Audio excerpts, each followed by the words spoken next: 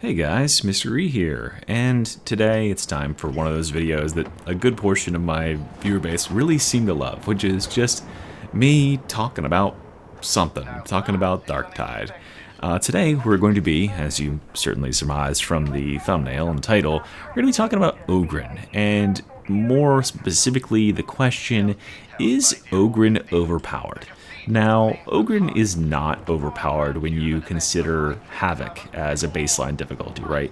And I will go out here first and foremost and say that new Ogryn is a huge improvement over old Ogryn. I would never ever want Fat Shark to nerf this class or put it back to the way it was or anything like that. I think he feels great, and he's very competitive in those, like, you know, the levels of difficulty where competitiveness between the classes actually matter. You could make the argument that nothing below Havoc should be balanced at all, because, like, I mean, who even care? Who's counting when you're discussing, like, heresy level games? But I don't know. I kind of feel like at a certain point, classes and weapons can get so imbalanced that it detracts from fun in the game. This is sort of a similar problem I have to, say, for instance, the plasma gun, right? So right now I'm playing Auric Heresy, so a high-intensity 4-star or 4-bar mission, and I'm just demonstrating, like, how brain dead easy it is to walk through this game as Ogryn. And that in essence is kind of the issue I have with things that are overpowered in this game. When the game gets so easy, or when, like, the solution that you have removes all semblance of, like, challenge or threat, that's sort of when you run into this, like, ooh, I don't know if this is, like, healthy for the game situation. And this is, like, a build like this is one of the main reasons why I've started recommending new players just to play Ogryn, because he can produce, like, game-winning results incredibly easily. And it's due to a number of factors that I want to talk about in his kit. I will leave it up to you guys to decide in the comments for me whether or not you think Ogryn is actually overpowered, or whether, like, such a concept is even relevant when we're discussing what I'll call normal games, non-Havoc games. Because I don't play non-Havoc games. I only really started to notice this when I was playing some games for the event, and, you know, that's only on, like, Auric missions and normal missions. And I was like, oh Jesus, like, this is, like, stupid easy. You can just, like, face tank bosses like this and take no damage whatsoever as Ogryn, and it's comical. Like, this is the reality of Ogryn. Just continue light attacking to the face and win game. These enemies can't even, like, dream about hurting them. So I'll leave it up to you guys to decide, argue it out in the comments whether or not you think Ogryn is overpowered. Like I said before, in any case, I don't think Fat Shark will nerf them. I don't think that they should nerf them, but I think it's an interesting discussion to have, is like, what sort of monster have we created here? And let's talk about the first of his monstrous traits while we're on the topic, which is his defenses. As you've probably noticed in, you know, oh, by the way, I'm playing this live. I don't know if I mentioned that. So, yeah, what skill I have, right, to do all this. I don't know if you notice, but I have taken 16 damage in this game, or sorry, 26 damage, my bad, I'm not that good. I've taken 26 damage in this game out of 300 HP, and I just face tanked the entire world. Like, I haven't been exhibiting exemplary skill. I've just been literally clicking, well, using my auto clicker to spam light attacks, and that's it, right? And the reason I took so little damage is because of the Ogryn's insane defensive stats. First of all, we have to talk about his toughness damage reduction, or his damage reduction as well. His toughness damage reduction isn't that high. There's other classes that have more, such as the Zealot and the Veteran, who get more toughness damage reduction, but he has general damage reduction as well as toughness damage reduction. These bots are fucking stupid, I swear to God. And I can't aim, so I guess they have that over me. his toughness damage reduction is kind of middling, but his general damage reduction is what brings him up and makes him like crazy.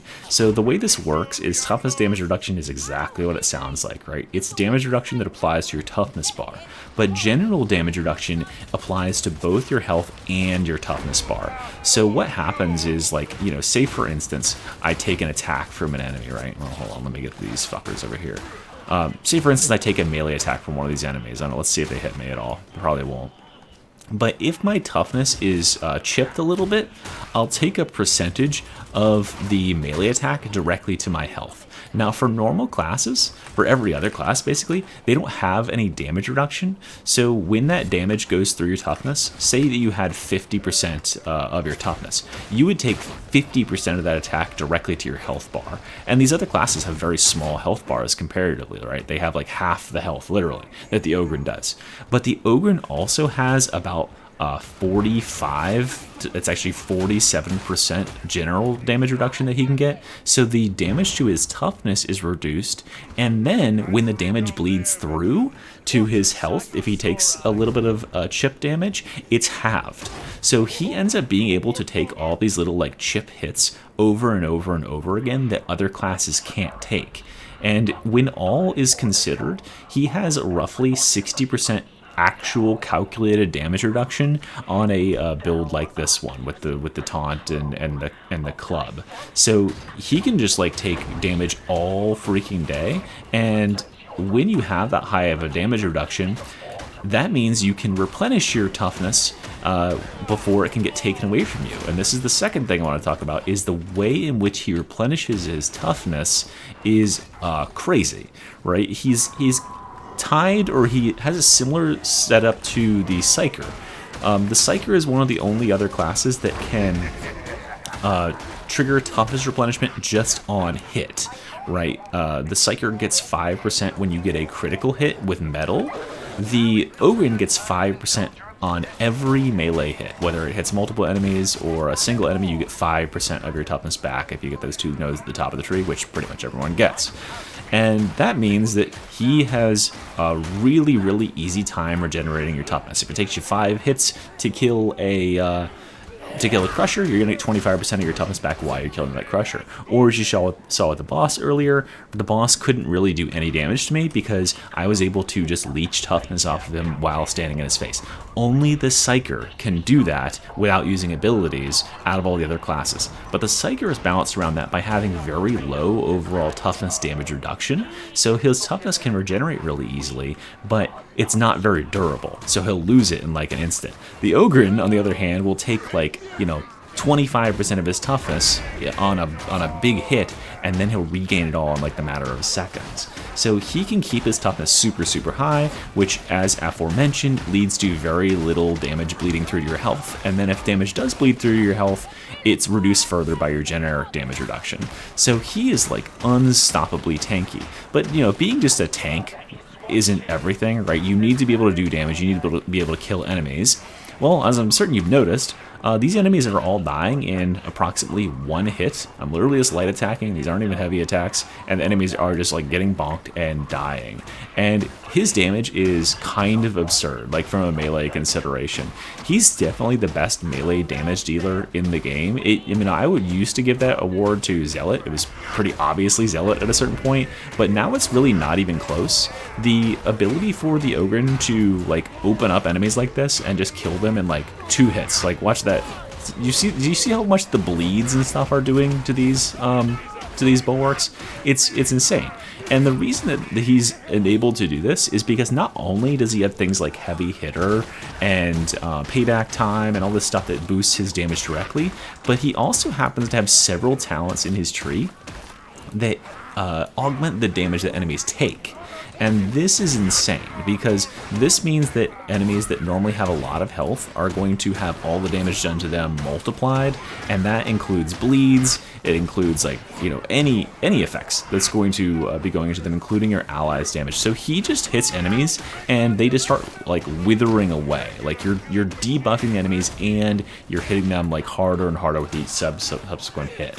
So He's got the bleeds that destroy like high health targets like bosses really effectively, and then he's of course got like brittleness and the damage increases on stagger that can just chunk crushers and all those like normally threatening enemies. And those are the enemies that you have to remember, like if you're not a a normal game player, those are the enemies that are like the scariest in those games, right? They don't see, like on Heresy, you might have noticed, you don't see very many crushers, you don't see very many maulers. Those are kind of like rare enemies, and they can be kind of overwhelming to newer players because they have so much health, because they have so much armor, and you're not bringing, like, think about like if you were you're a zealot who's stuck with the Devil's Claw sword or whatever from the beginning of the game. Good fucking luck killing a crusher.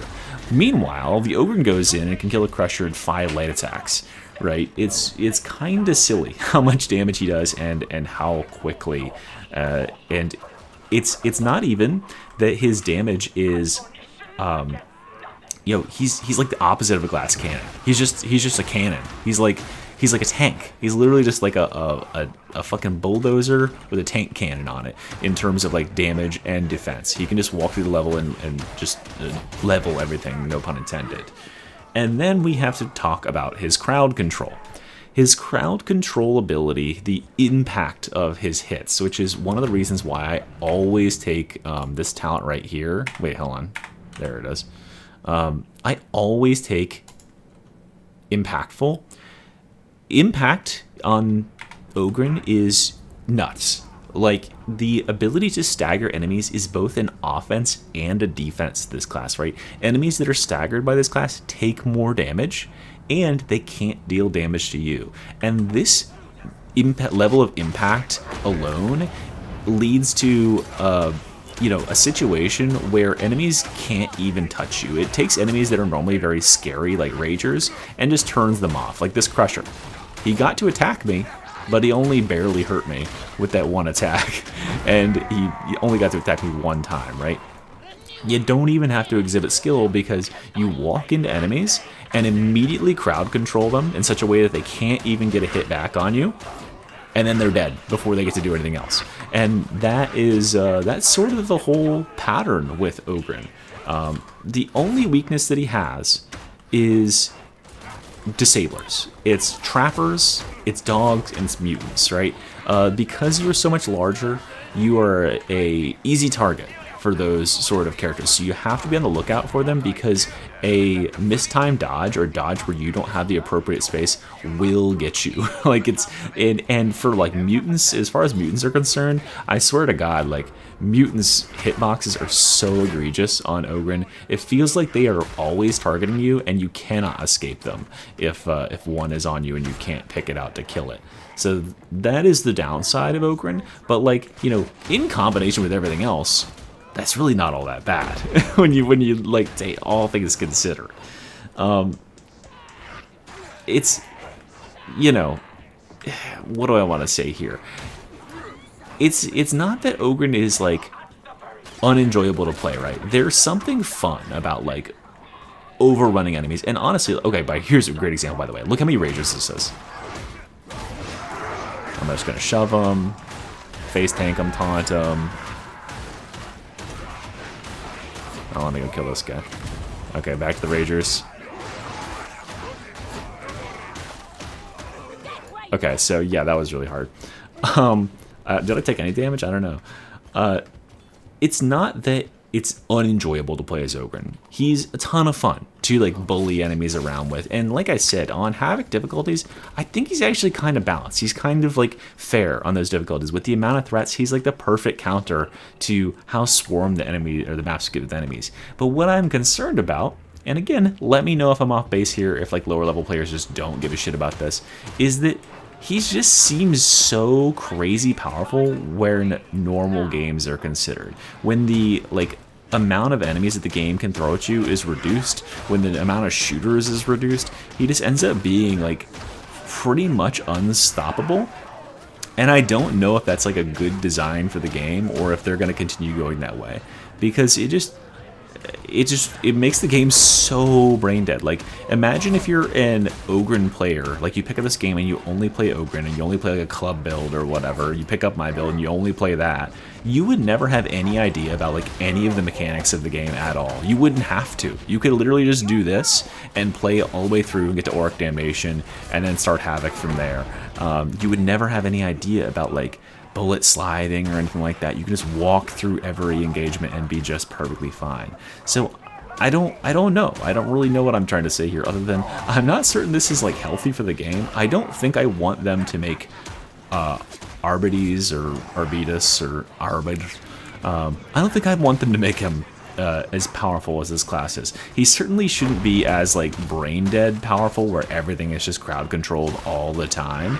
I think what they should do is like, you know, make him have like, I really want a class in the game that has like what I can only describe as like a Overwatch ult, where like his ultimate ability, when it's used in a really effective way, is like a game changer. But if you use it in like, you know, whatever, like a kind of a non-optimal way, it just almost does nothing, right? That would be really cool to see like a real thinking as man ultimate ability on this new class. But anyway, guys, I guess I'm just going to finish up this game here. I mean, I have to win, right? I don't want to let these bots down. They've been through hell and back with me. And I can't not defeat Rinda and her summoning ritual. Yeah, so I don't know. Let me know what you think down in the comments. I kind of want to know where the community's at, because I don't, like I said before, I don't play on lower difficulties, so I have no idea if I'm like way off base here, if like lower difficulty players just don't care, or if you guys are experiencing this sort of stuff too, where like Ogryns are joining your games and are just becoming the new zealots and just like going, you know, blasting ahead and like you know, carving a path through everything. Or maybe my like level of skill that I've been demonstrating in this game is just absurd and not realistic. I don't know. Just let me know. Let me know down there. Tell me if I'm right. Tell me you agree with me. Okay.